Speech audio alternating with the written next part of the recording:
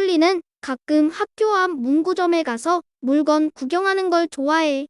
살 게 딱히 없어도 구경하는 것 자체가 재미있거든. 이게 가능한 건 그 가게엔 손님 말고는 아무도 없기 때문이지. 물건을 만진다고 또 아무것도 사지 않는다고 눈치 주는 사람이 없으니까 이것저것 마음 놓고 구경할 수가 있어.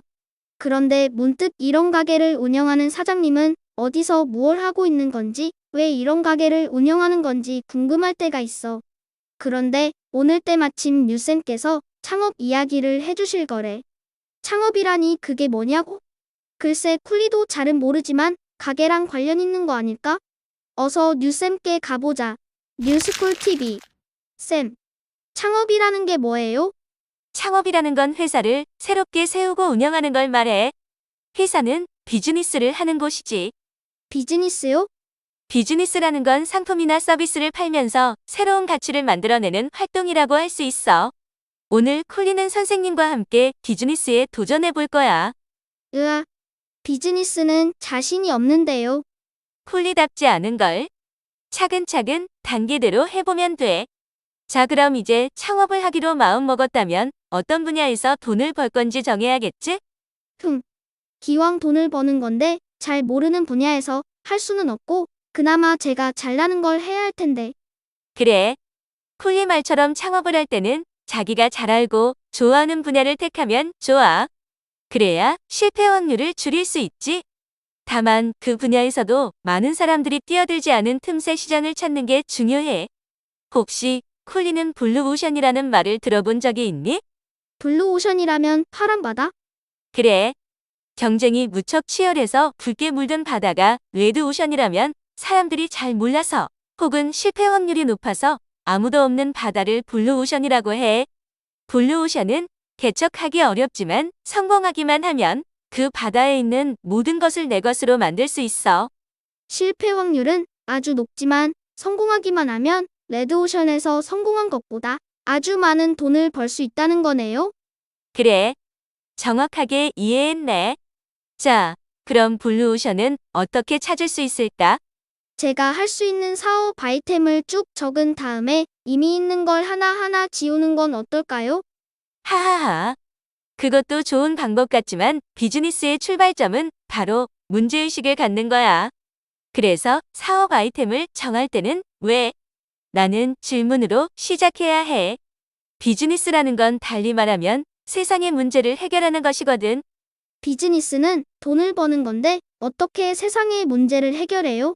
우리가 알만한 회사들이 어떤 문제의식으로 시작했는지 한번 살펴볼까? 동네 사람들과 중고 물품을 거래할 때 많이 쓰는 당근을 예로 들어볼게. 당근이 생기기 전까지는 중고거래가 활발하지도 않았고 몇몇 중고거래 사이트를 통해서 먼 곳에 있는 사람들과 거래를 할 수밖에 없었어. 그래서 사기를 당하는 경우도 많았고 거래할 수 있는 물건도 제한적이었지. 그래서 당근이라는 회사를 만든 창업자들은 중고거래가 왜 불편한 건지 고민했대. 쌤이 말씀하신 거에 다 답이 있어요. 먼 곳에 있는 사람들과 얼굴도 보지 않고 거래해야 하는 거요. 그래. 그 문제의식에서 출발하면서 이 문제를 해결할 방법을 찾기 시작한 거야. 그리고 근처에 사는 동네 사람들끼리만 중고거래를 할 수 있게 도와주면 이런 불편이 사라질 수 있다는 해결책을 찾은 거지. 동네 사람이라고 해서 모두 믿을 수 있는 건 아니잖아요? 그래. 쿨리 말도 맞아. 그래서 좋은 물건을 싸게 파는 사람인지 누구나 알아볼 수 있게 거래 온도를 표시해 주게 된 거야. 그리고 쇼핑몰 후기처럼 거래 후기를 남길 수도 있게 해줬지. 쌤 말씀을 듣고 보니까 저도 해결하고 싶은 문제가 하나 있어요. 제가 사는 동네에는 개를 키우는 할머니, 할아버지들이 많이 사시는데 힘이 드셔서 매일 개를 산책시켜주기가 어려우시대요. 오, 그럼 어떻게 문제를 해결할 수 있을까? 예전에 제가 용돈 500원을 받고 이웃 할머니네 강아지를 산책시켜준 적이 있어요. 이렇게 이웃에게 필요한 걸 바로 도와줄 수 있는 앱을 만들면 어떨까요? 재미있는 아이디어네. 그럼 이 아이디어를 조금 더 발전시켜보자. 그런데 쿨리가 창업할 회사나 서비스의 이름을 정한다면 어떤 게 좋을까? 심부름 어떨까요? 귀여운 이름이네. 회사나 서비스 이름을 정할 때는 사람들이 이해하고 기억하기 쉬운 걸로 정하는 게 좋아. 물론 같은 이름의 회사가 없는지도 꼭 확인해야 해.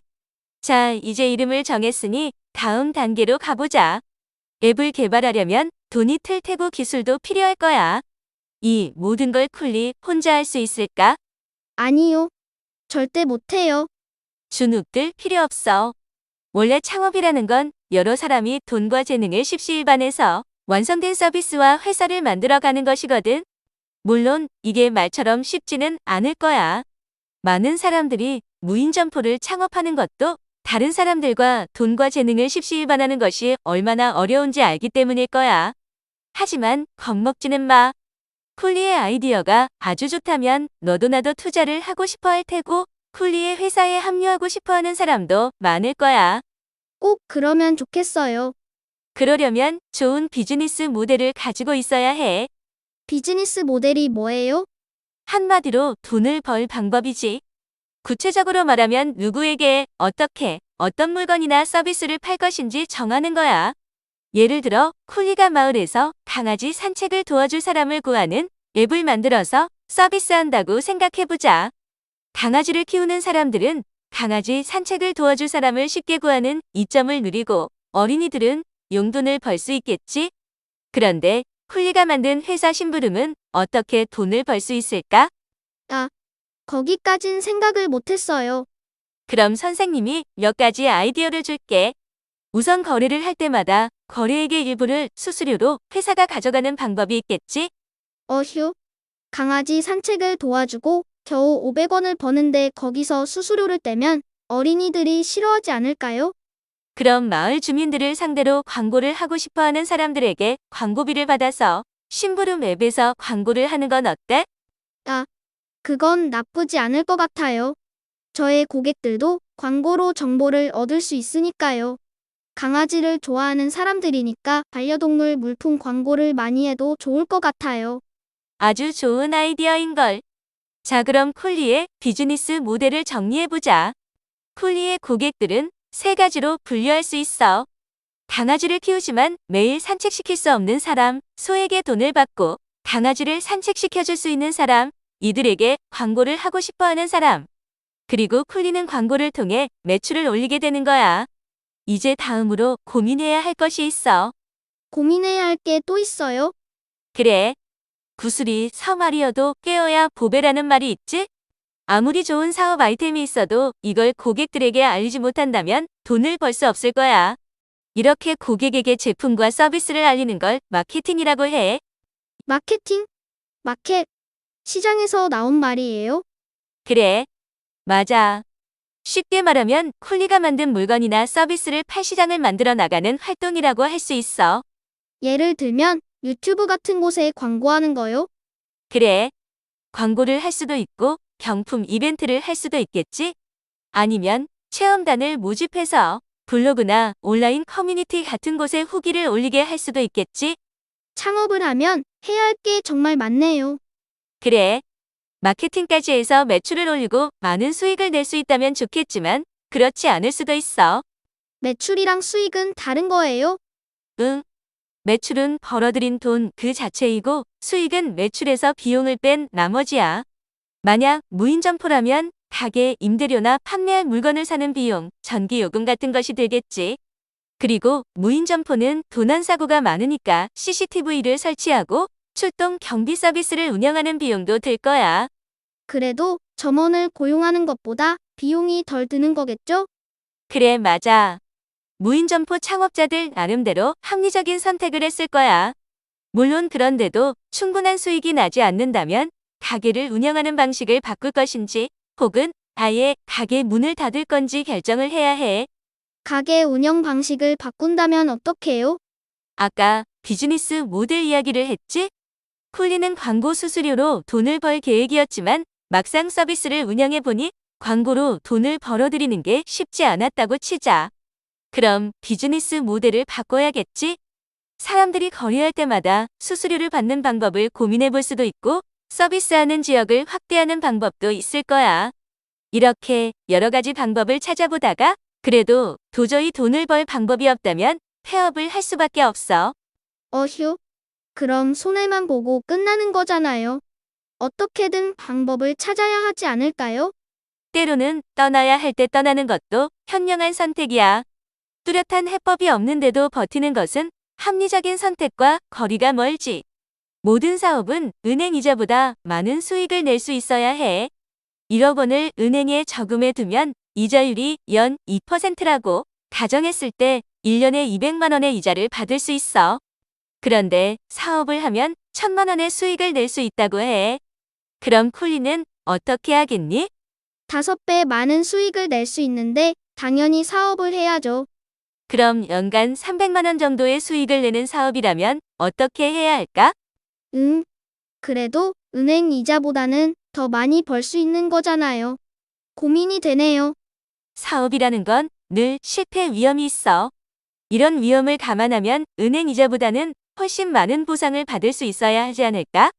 이건 이렇게 생각하면 쉬워. 어떤 내기에서 A를 택하면 무조건 1000원을 걸었을 때 200원을 준다고 해. 그런데 B를 택하면 절반의 확률로 300원을 줄 수도 있어. 또 C를 택하면 10%의 확률로 1000원을 벌 수도 있어. 쿨리는 어디에 걸겠니? 고민돼요. 그래. 이건 정답이 없어. 다만 비즈니스를 시작하고 운영할 때는 내가 충분한 위험을 감수하고 돈과 시간, 노력을 투자할 만한 사업인지 늘 고민해야 해. 아마도 기업가 정신을 갖춘 사람들이라면 C를 택할 가능성이 높겠지.